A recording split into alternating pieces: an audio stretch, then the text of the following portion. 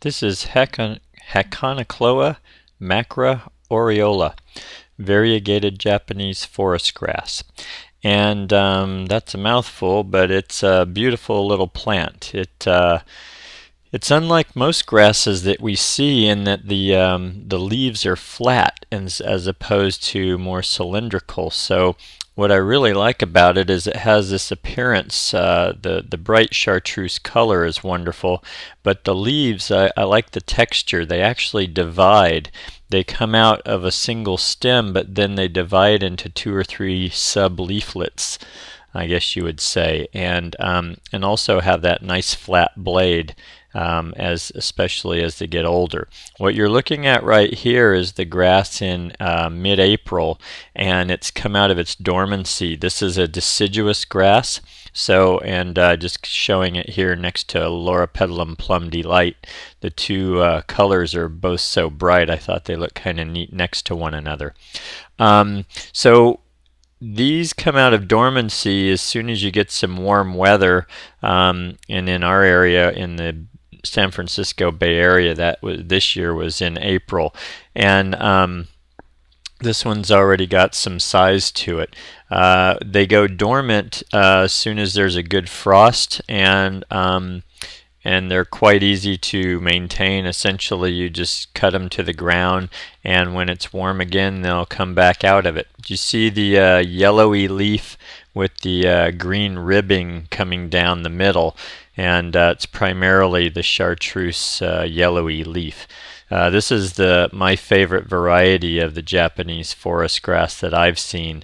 And so this clump right here is probably about 24 to 30 inches in diameter, and it's about 7 or 8 years old.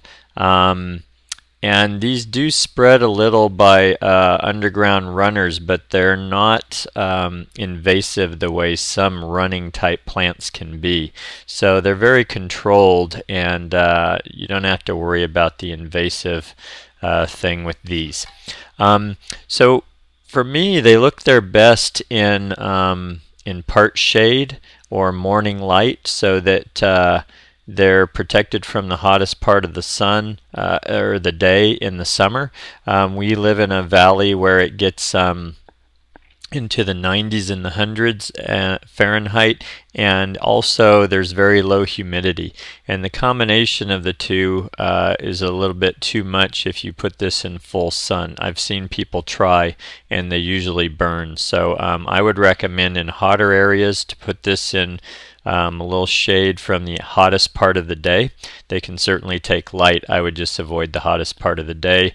And that also segues to the point that this is not a drought tolerant type of plant. They do like some regular moisture, and so I would count on giving them that. If you're near the coast where it's cooler, you can get away with less moisture, and you can also put these in full sun. I've seen these used around deer and they were left alone. I'm not 100% on that, but I think they're a pretty good bet in deer areas as being deer tolerant. And I like them also used as single plants.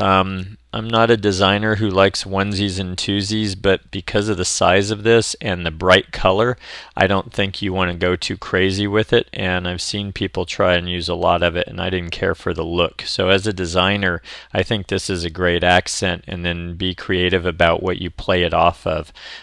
Here you see some very small lavender quasti next to it, and the chartreuse by the purple is pretty. We've got vinca minor around it. The nice dark green sets off the chartreuse, and then the Loropetalum plum delight that you saw a minute ago is a very nice play on color as well.